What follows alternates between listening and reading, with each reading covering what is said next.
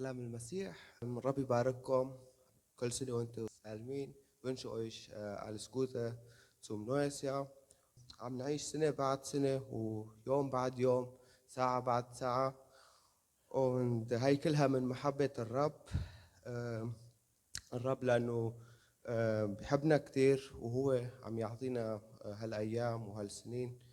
فرغم ذلك أنه إحنا كتير أوقات أنه ننسى الرب، رغم أنه هو بيحبنا وخلقنا لأنه بحبنا كتير. كان مصيرنا يعني الجحيم لأنه إحنا عصينا، إحنا ما سمعنا كلمته. فرغم ذلك يعني إحنا في كتير مننا أنه مقصرين مع الرب. فلازم يعني كل واحد أنه يفكر وين واصل مع الرب.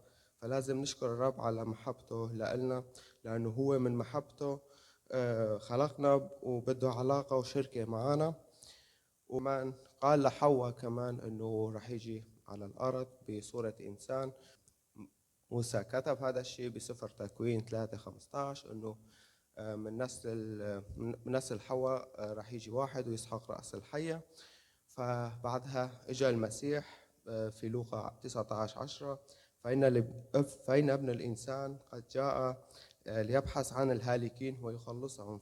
لازم نشكر الرب، مش انه كل سنة ومش كل اسبوع، كل ثانية لازم نشكر الرب، لانه الرب نزل من مستواه كله فقط مشاننا، مشان احنا ناخذ حياة ابدية، لانه هو بحبنا كتير ونزل من مستواه واجى على الارض مشان يخلص الهالكين يلي هن احنا.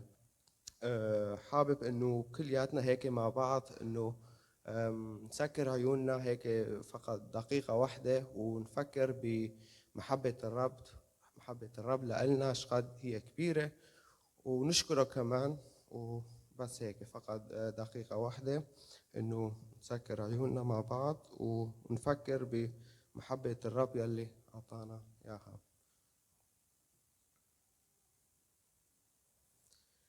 طيب، آمين.